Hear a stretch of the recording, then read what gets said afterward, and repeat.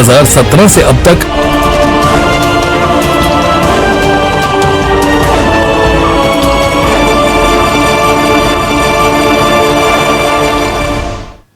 Doctor ortho Ayurvedic oil और capsule, अब दर्द भी घुटने टेकेगा। हनुमानगढ़ कलेक्टर कार्यालय को बम से उड़ाने की धमकी मिली। अज्ञात ईमेल से धमकी दी गई। प्रशासन सतर्क, कलेक्टर कार्यालय में प्रवेश पर रोक लगाई गई।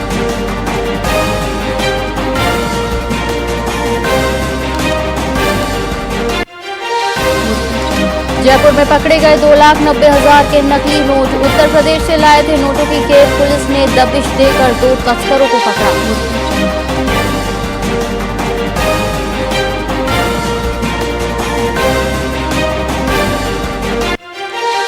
श्रीगंगानगर से जयपुर दिल्ली के लिए शुरू होगी फ्लाइट। प्राइवेट प्लेन दीवार से टकराने के बाद बंद की उड़ान। 50 सीटर विमान से होगी शुरुआत।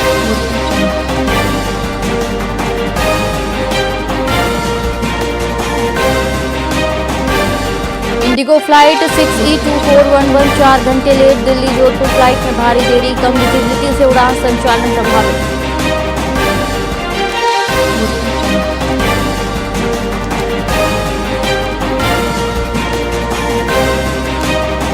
नाहरगढ़ पार्क की सबसे बुजुर्ग बाघिन रंभा का निधन। राजस्थान की उम्र दराज बाघिन रंभा ने तोड़ा दम।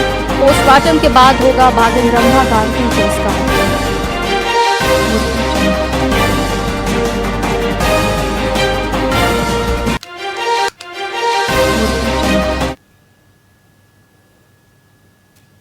नमस्कार, आप देख रहे हैं वीआईपी न्यूज और मैं हूं आपके साथ एकता सिंह। आइए रुक करते हैं खबरों की ओर। अखिल भारतीय अधिवक्ता परिषद का राष्ट्रीय अधिवेशन जोधपुर प्रांत में 26 से 28 दिसंबर 2025 को बालोतरा में आयोजित होगा, जिसमें 4,000 से अधिक अधिवक्ता भाग लेंगे। राष्ट्रीय संगठन मंत्री श्रीहरि बोरीकर गलोत्रा ने कहा कि अधिवक्ताओं का दायित्व पेशेवर और सामाजिक रूप से संवेदनशील होना है। अधिवेशन में सर्वोच्च न्यायालय के न्यायाधीश, विभिन्न हाई कोर्ट्स के न्यायाधीश और कानूनविद शामिल होंगे। इस 3 दिवसीय कार्यक्रम में कानून के समसामयिक विषयों पर मंथन होगा और महत्वपूर्ण प्रस्ताव पारित किए जाएंगे। आयोजन में राजस्थान की अतिथि परंपरा और संस्कृति का प्रदर्शन भी किया जाएगा। अखिल भारतीय अधिवक्ता परिषद का राष्ट्रीय अधिवेशन यह हर साल अलग अलग प्रांतों में होता है। इस बार राजस्थान के नाकुड़ा जी में बालोतरा में यह राष्ट्रीय अधिवेशन हमारा संपन्न होने जा रहा है। दिनांक 26, 27, 28 दिसंबर 2025 इन दिनों में यह अधिवेशन संपन्न होगा। अखिल राज्य सरकार के 2 वर्ष पूरे होने के अवसर पर करौली विधानसभा क्षेत्र के लेदोर गांव में मिनी सचिवालय का उद्घाटन किया गया, जहां जनप्रतिनिधियों ने गांव-गांव जाकर सरकार की जन कल्याणकारी योजनाओं, विकास कार्यों और सुशासन की उपलब्धियों की जानकारी आम जन तक पहुंचाई।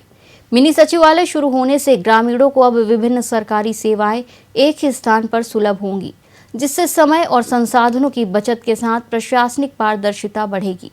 कार्यक्रम में विधानसभा प्रभारी एवं पूर्व जिला कलेक्टर मनोज कुमार शर्मा, करौली धौलपुर लोकसभा प्रत्याशी इंदु जाटव सहित पार्टी पदाधिकारी, कार्यकर्ता और बड़ी संख्या में ग्रामीण मौजूद रहे, जिन्होंने विकास कार्यों की सराहना करते हुए योजनाओं को जन जन तक पहुंचाने का संकल्प लिया।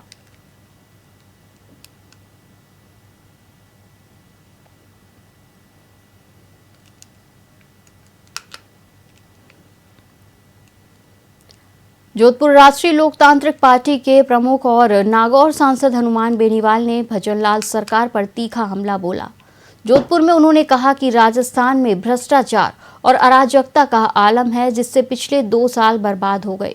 उन्होंने आरोप लगाया कि सरकारी अधिकारियों पर मुख्यमंत्री का कोई नियंत्रण नहीं है और बीजेपी के भीतर भी नेतृत्व का संकट है। बेनीवाल ने बीजेपी और कांग्रेस दोनों पर भ्रष्टाचार के मुद्दों पर मिलीभगत का आरोप लगाया।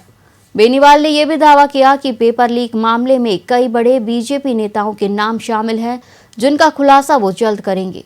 उन्होंने चेतावनी दी कि वो जल्द ही युवाओं और किसानों के मुद्दों पर राज्य की राजधानी को घेर कर बड़ा आंदोलन करेंगे।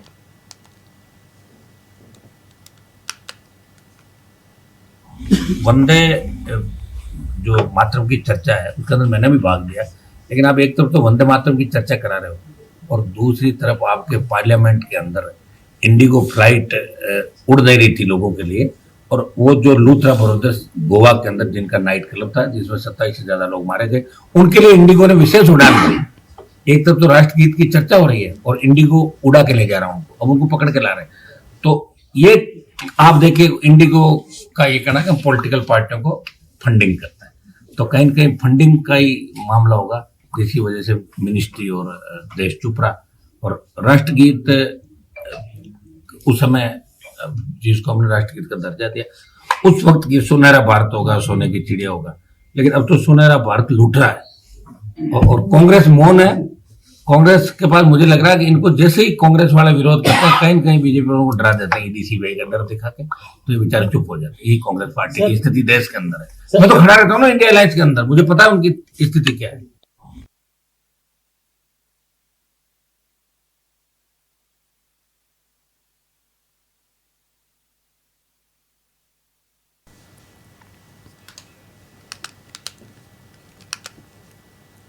श्री श्री यादे माता जयंती महोत्सव समिति के तत्वाधान में आयोजित भव्य शोभा यात्रा में भाग लेने वाले भामाशाहों, प्रखंड प्रमुखों, झांकी पात्रों और कार्यकर्ताओं का रविवार को मसूरिया स्थित कुम्हारों की बगीची में सम्मान किया गया।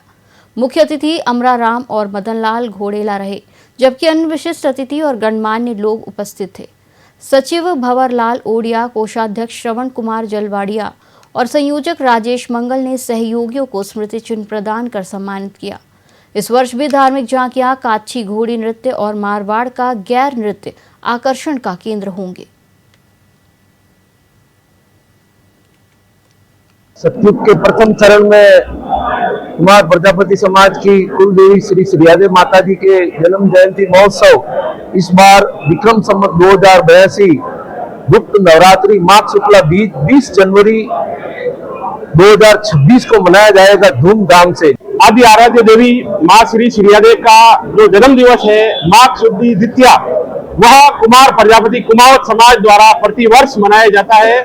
इसी कार्यक्रम के निमित्त जोधपुर के अंदर श्री श्री यादे माता जयंती महोत्सव समिति के तत्वाधान में प्रत्येक वर्ष शोभा यात्रा निकाली जाती है, जिससे हमारे समाज में धार्मिक और सामाजिक जागृति आती है।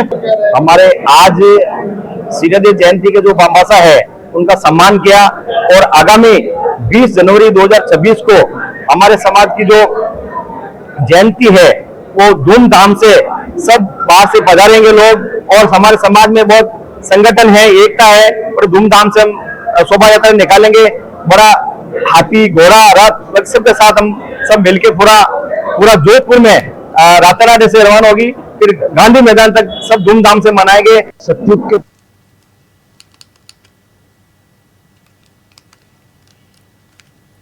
हनुमानगढ़ जिला मुख्यालय स्थित कलेक्ट्रेट कार्यालय को ईमेल के जरिए बम से उड़ाने की धमकी मिलने के बाद प्रशासन में हड़कंप मच गया।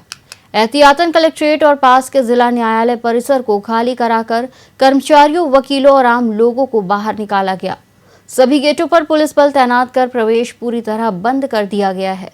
दमकल की गाड़ियां और बम स्क्वाड मौके पर मौजूद हैं। एडीएम उम्मेदी लाल मीणा ने बताया कि आधिकारिक ईमेल आईडी पर धमकी मिलने के बाद ये कार्रवाई की गई और मामले की गंभीरता से जांच की जा रही है।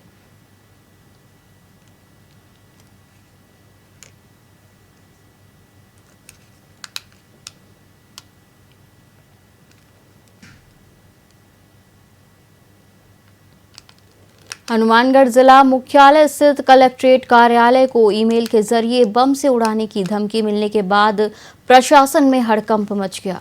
एहतियातन कलेक्ट्रेट और पास के जिला न्यायालय परिसर को खाली कराकर कर्मचारियों, वकीलों और आम लोगों को बाहर निकाला गया।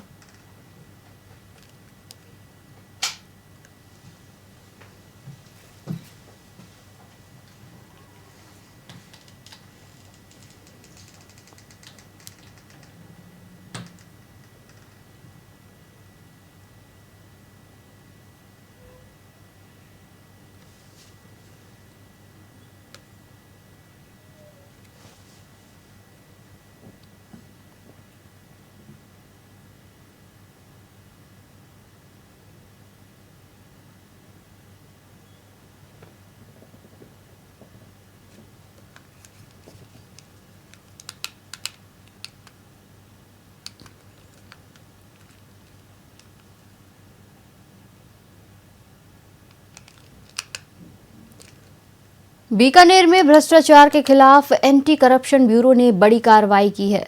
स्टेट जीएसटी ऑफिस में कार्यरत टैक्स असिस्टेंट पुरुषोत्तम जोशी को 50,000 की रिश्वत लेते हुए रंगे हाथों पकड़ा गया। आरोपी ने कंपनी की 9 लाख की रिकवरी का सेटलमेंट करने के एवज में ये रिश्वत मांगी थी। एसीबी की टीम आरोपी से पूछताछ कर रही है और रिश्वत से जुड़े दस्तावेज जुटाए जा रहे हैं।